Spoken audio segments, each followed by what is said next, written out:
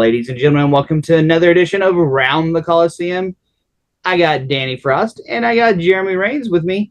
So we got a triple threat going on, and we're here to talk to you about Injustice, coming to you August 15th in Spencer, Oklahoma.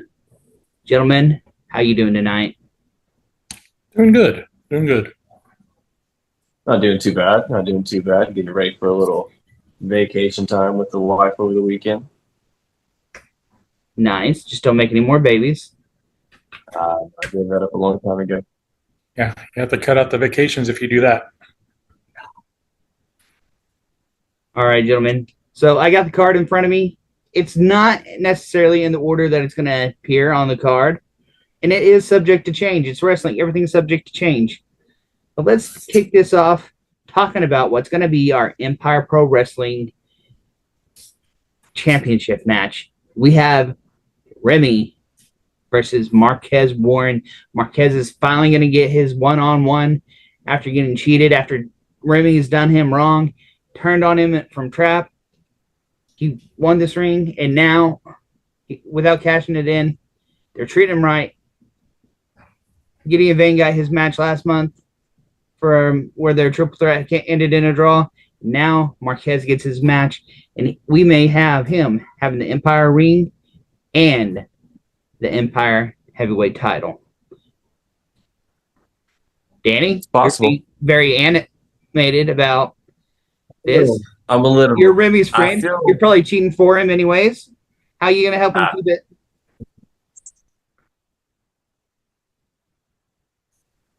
I do the cheating for nobody angle. Like, that's a load of crap. So let's talk brass tacks.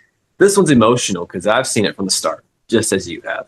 The introduction to the two, to the fall of the two right in front of my own eyes. I still have nightmares. This one's gonna be an emotional contest. Plain and simple. It's hard to say who I think's gonna win because Marquez has a very impactful mindset for this match, and just because of the past aggressions he's had towards Remy, and Remy's kind of, is his mind going to be all the way there, or is he going to be locked in, or is the past going to bite him? I don't know. Jeremy, maybe you're a least biased opinion. What do you think is going to happen? I don't know. It's kind of finally going to be good to actually see it. What it's been 3 or 4 cards before this match has actually happened. The one-on-one. Marquez, I think, kind of like a Marquez. It's kind of like, who will the crowd get behind? Can Marquez get them behind him instead of Remy? The fans are fickle. Remy likes the show. Fans are fickle. Remy bites them off by giving them beads. Marquez is there. Marquez gives you the man as his product. He doesn't buy you with the beads. And I'm with you, Jeremy. That's what I was going to see.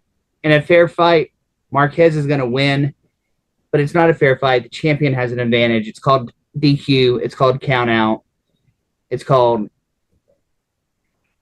the champion can get DQ'd, where Marquez has to play by the rules. That's what I was thinking too. Is Remy going to spend a lot of his time kind of entertaining the crowd and mingling with the crowd and overlook Marquez? It's going to be a good matchup. But at the same time, is Marquez going to overlook Remy? Remy beat Drake for the title, and I remember that. Well, I remember watching the replay of him winning. I don't really remember half the match, but that's a different conversation. Damn that man. It's gonna be the match everybody's gonna want to watch. If you leave for some reason before this match, you're fickle and you make no sense in life. Plain and simple. How I feel. And it's also the question is, will anybody get involved? Jay's been getting involved in the last couple of matches, especially for the heavyweight title. Does Gideon feel some way that Marquez is getting a shot and he's not getting his rematch? Yeah. I mean, Jeremy, since you brought up Jay Hazard, let's talk about it. He's not on the card. Gideon Vane openly challenged him last month for that All-American title, and Hazard must be running scared. He's nowhere to be seen because I guess he knows that since Gideon Vane's been getting cheated out of the heavyweight champion since Damien Morte had the title, he knows that Hazard knows he will lose it to get in Vane. That's what I'm thinking is going through Hazard's head. I don't know. That's just my speculation. But Gideon Vane does have a match against a gentleman. It's going to be his second match ever. He's a mariachi from Sonora, Mexico. Rayo Uribe. Danny, I got a question straight from you. Last month, he refed his first match against Neshoba. Rayo used quite dirty tactics. What measures are you going to do to prevent Rayo or keep an eye on it for this time? I have to prevent dirty tactics. You're the ref. He is going against the 6'6" Red Dirt Devil. I am not. This is a slaughter. Whoever booked this, I feel bad for the new guy. I hope he gonna have to come with speed, every bit of luchador that may or may not run through his veins, being from Mexico. I don't know. When I first saw this one, my mind went, huh, and not in a good way. I was like, we may have to call 911 because Gideon's pissed off. We just mentioned that, so I didn't know who he was going to wrestle till I saw the card and I saw it, and I immediately went and prayed. So I got. So Jeremy, what do you think a young second match guy can do against this angry big man who's 6'7", I do believe?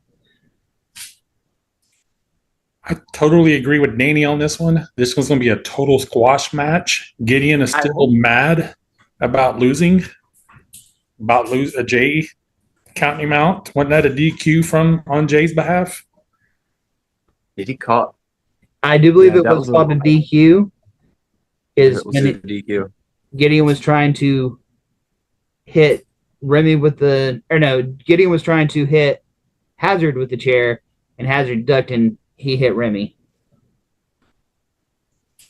But back to what we were saying earlier, Jay's always a factor. If Jay shows up, is he going to get involved just to get in Gideon's head? Could the new guy get a win in his second match ever? Against, like you said, the Red Dirt, what is it, the Red Dirt Devil? The Red Dirt Devil. Tongue Devil. Red Tongue Devil.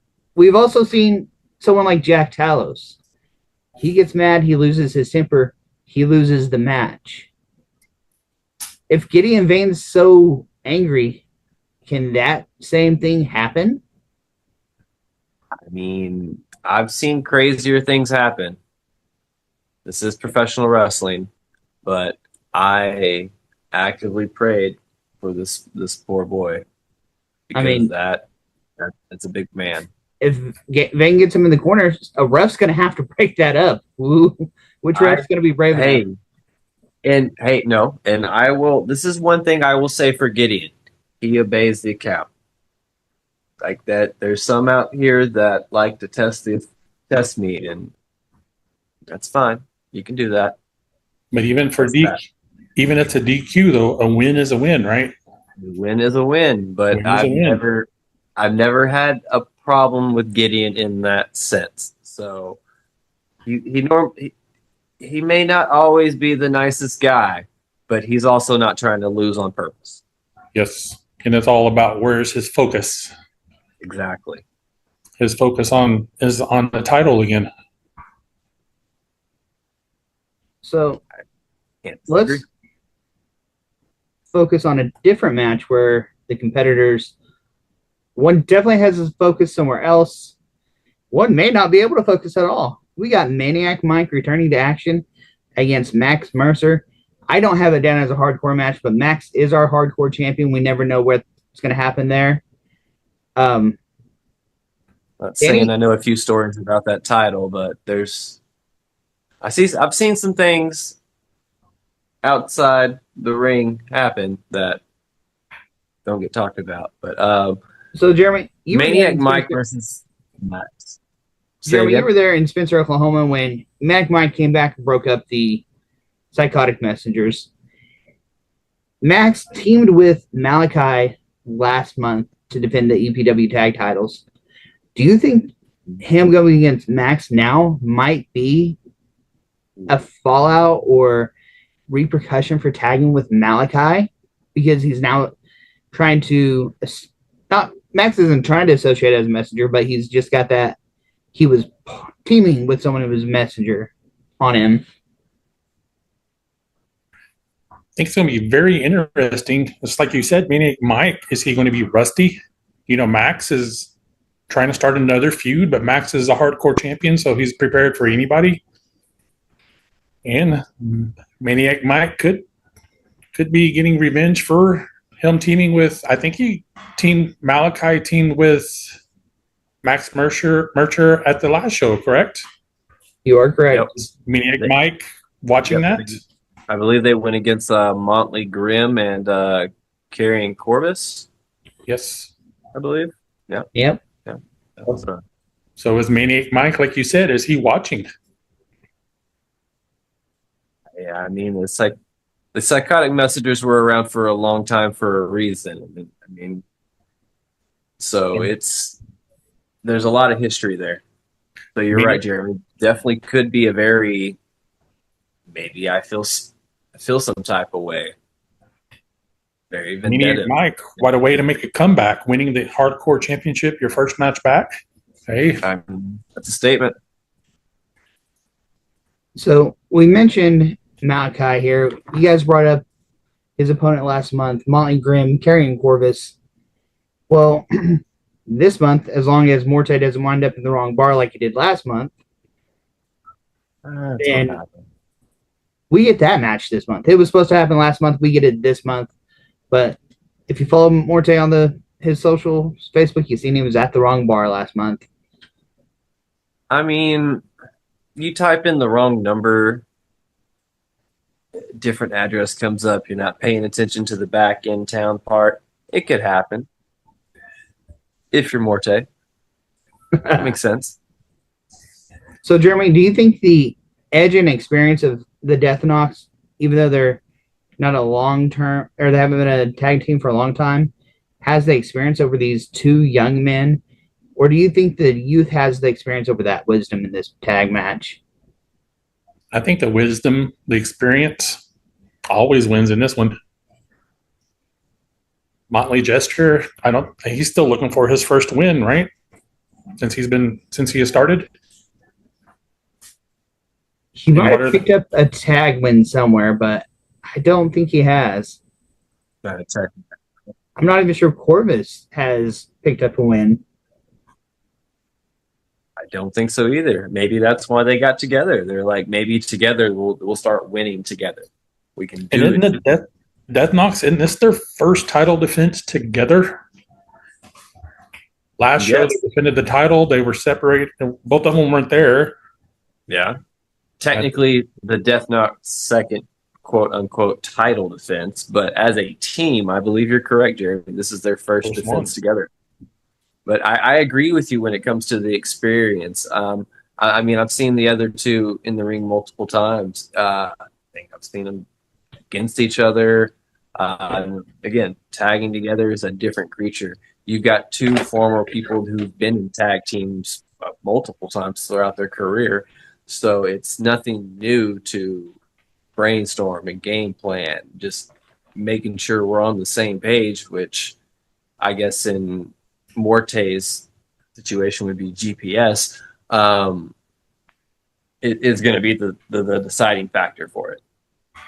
Yes. All right. And now this brings us to the penultimate match we're going to talk about tonight, and that's going to be my man Jack Samuel. Not really my man. We're not dating it. We're neither of us are that way, so don't take it that way. Versus Jack Talos. Now, both these guys are taller men. Jax generally has the power and the height and the speed advantage, but now he's going against Jack. Jack is going to have that height advantage. He's going to have that strength advantage, and so, Danny, I'm going to ask you: do you know who's going to be reffing this match? Because last match Jack wrestled, Nibiru ref, and people said that gave him an advantage over his opponent.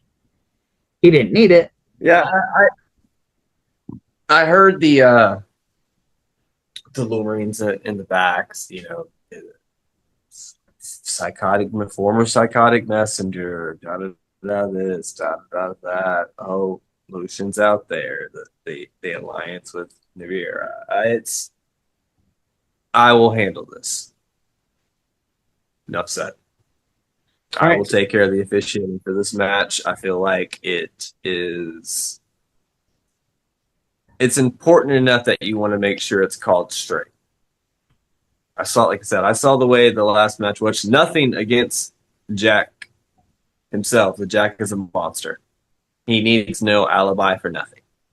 There's not too many men that can get in the ring with him and actually give him a run. I kind of agree with Danny on a little bit of this, but I agree with Johnny more on this one. He's not a lot bigger than Jackson. Not a lot. But then again, that's where the experience comes into play with being a rookie. Yeah. 100%. Well, I mean, Jeremy, I was going to ask you, Jackson's going to have to change up his game. As a fan of professional wrestling, what type of things do you think Jackson's going to have to try to incorporate to beat Jack?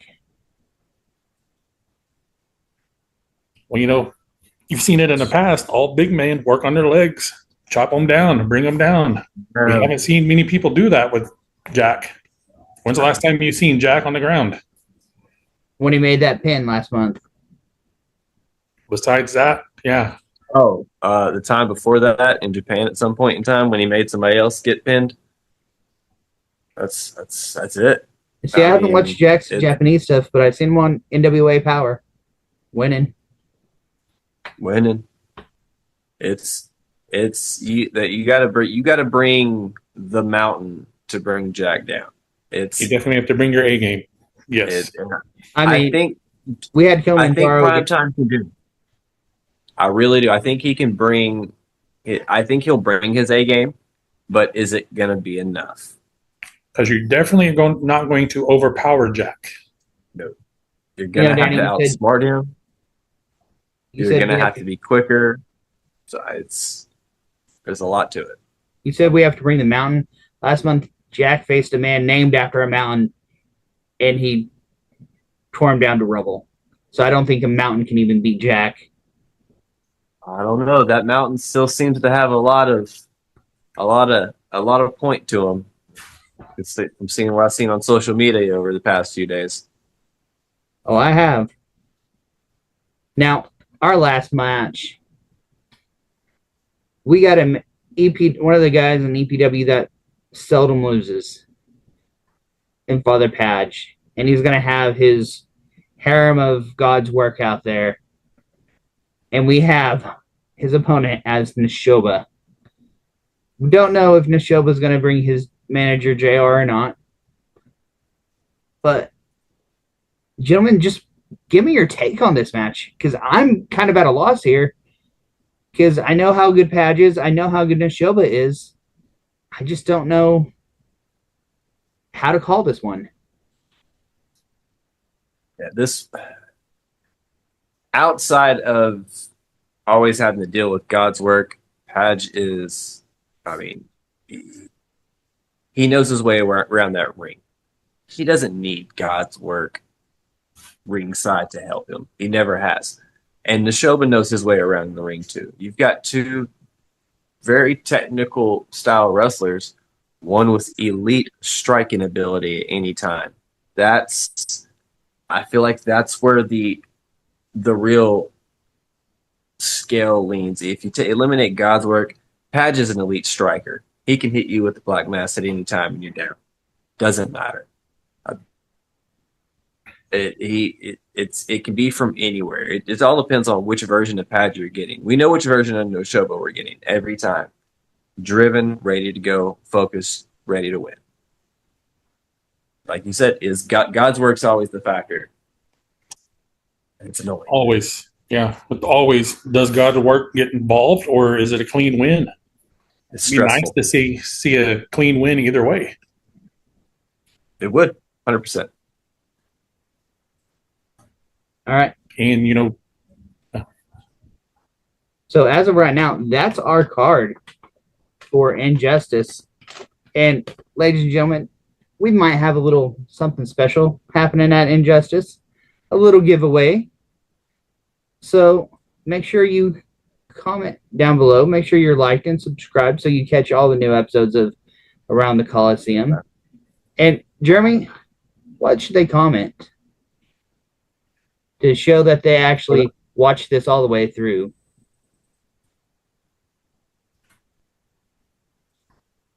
what was that? What should they comment to show that they've watched this all the way through? Who do we pick between the Padge and the Shoba match? Oh, am I jumping ahead? No, that's why we should say, because we didn't pick anybody. We just wanted a clean win. Okay. So, yeah, give us your who wins between Neshoba and Padge down below, and we'll choose one random commenter out of that, and they'll get them a prize. I like giving out prizes. Prizes are always fun to give out. Yes, they are. We'd give Danny away, Especially but when nobody it's wants him. Free to That's enter. not the ball. I get a very good reaction. Thank you all. I appreciate you. Johnny, did you skip one? The Kilimanjaro versus Mitch Onyx? I tried to throw the red herring out there for it. I tried to allude to it. You know what? This It's not on my It's on the paper. internet. So, yeah. This is the one I'm most excited for. 100, and don't get me wrong, I love everybody on the card. But the hype behind these two, the noise back and forth, this is professional wrestling at its finest. You got oh my God. Mitch, that's the all-time veteran, the all-time heel. But then you got Kilimanjaro that is hungry. He's a high flyer, all-time athlete. I mean, a lot of people don't know this, but I've been in the ring with Kilimanjaro. He is strong. He is extremely strong. He's agile. He's quick. He can move. He's young. He is young, and he's got a lot ahead of him. And this is a wonderful opportunity for him. And can Mitch win without cheating? Oh, can he not get himself counted out? Yes. There's a lot there, and he's been called out. That's the thing. Kilimanjaro's not afraid to call you out. Yeah, he's young, but he's got that behind him. I may have to book myself off this match just to watch it. And I think Kilimanjaro, this will be his first win, right? If he wins this first win after it. No, well, I mean, in singles competition, yes. He has a victory intact. With Malachi. He is also teamed with Malachi, yes. They won. Yeah, they won. That's been a while. Have to say, picking and wanting Kilimanjaro to take this one, personally. I see him hungry. I see him get this win, then challenge for a title down the road. But he's going against the greatest ever made in Mitch Onyx. And if Guy shows up, you're going against Guy Sterling. He's, like you said, Kilimanjaro's young. I just haven't been. And this is just me, but I haven't been feeling like Mitch has been the greatest ever made lately. He's been like, ever made. Like I don't, a little bit of a dull gem. And like you said, I'm not feeling it. his last match, he wouldn't stay in the ring. But if you remember, Jay tried pulling the same thing with when he wrestled Killiman, and Killiman came after Jay outside of the ring. Percent. He's not afraid. That's the thing. I mean, look at it. He went against a giant. He didn't back down. The mountain didn't crumble. It may have got compacted a little, but that mountain's still there. I think some branch cells got eroded. It's very possible. I mean, it doesn't take much when you're going against a 7-foot monster. Jack was able to climb the mountain. Okay. But I don't think Mitch can do it. I just don't see it. I might be wrong, but I feel like Kilimanjaro's got a chance to actually pull one over on Mitch just because of Mitch. I feel like Mitch is going to get too cocky or arrogant like he has been, and it's going to cost him. Back to like we said earlier, even with DQ, a win is a win is a win. You're not wrong. And I think Mitch has the win here. You guys, I know you're going for Kilimanjaro, but Mitch has the experience, and he's got the edge in it for me. So are you saying you think it would be an upset? Oh, it'll be a massive upset. Like, yeah, Kilimanjaro's got a bright future. He's going to stand among the great of Empire Pro Wrestling, but his time's not yet. 100%. Hmm. I mean, I guess we'll find out. And he may put some pressure on Mitch, but that pressure is what makes the gems. I just think that the gym's taking as much pressure as it could take. I just feel like there's some cracks in the barrier. The structure integrity isn't once what it was. It's just outside looking in. I mean, you're going to be inside looking in because you'll be... Well, I don't know. I have authority to place a different referee in there. So a lot of you wants to see this one just as a fan. If I'm in the ring, I cannot be a fan. I mean, you shouldn't be a fan anyways as a ref. Well, that's what the ref shirt's for.